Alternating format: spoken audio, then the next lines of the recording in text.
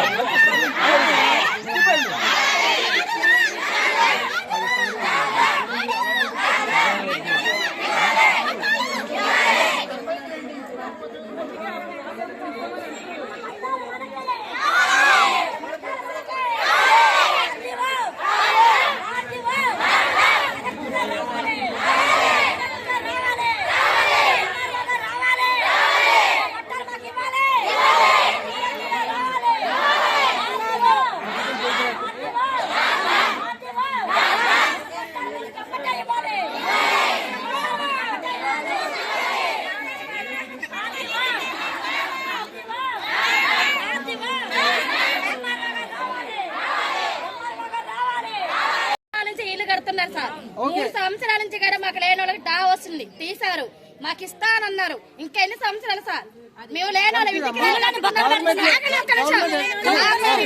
కట్టుకున్నానికి సోమత లేక మేము ఈ నెల 2 నెలలు ఆదేస్తే ఇంట్లో సామాన్లు తీసి బయటకు వేస్తున్నారు. మా పిల్లలు మేము ఏడ బతకాలి?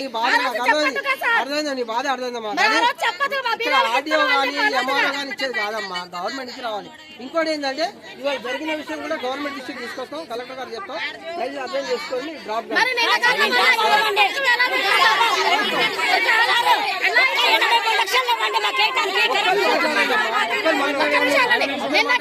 ప్రభుత్వం వచ్చింది కదా మరి అన్రాకాలం దగ్గర మరి ఇంద్రపు పథకం అని మరి ఎట్లా ఇల్లు తోటలు తీసేసి ప్యాట్లు ఎలా పెట్టారు? డబ్బులు లేవుగా, మరి డబ్బులు లేవుగా ప్రభుత్వం పెట్టింది. ఇంద్రపు కాలనీ తిన్న పెట్టారు ప్రభుత్వం, ప్రభుత్వం మేము చూసినాం.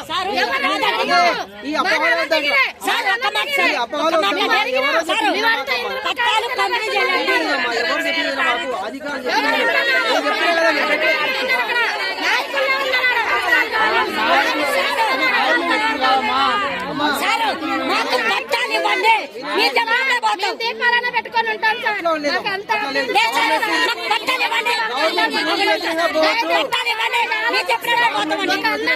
ఆలోచిస్తే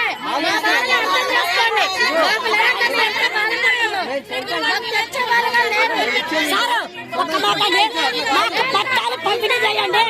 మీరు పంపించినప్పుడే వెళ్తాం. మీరు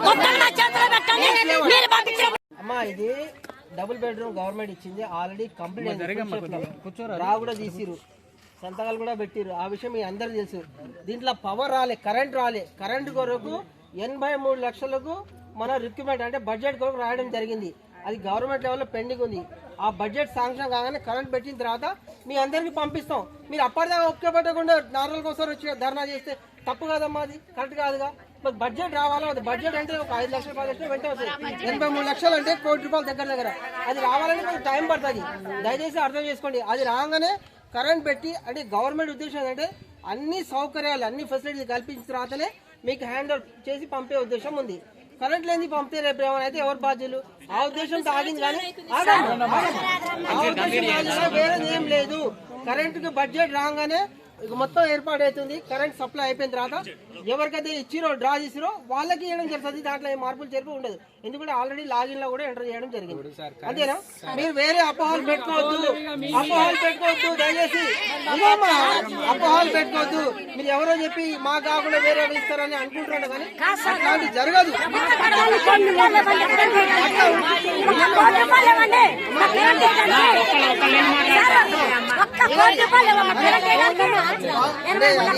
నేను ఇచ్చేది కాదమ్మా, గవర్నమెంట్ అట్లా కాదు.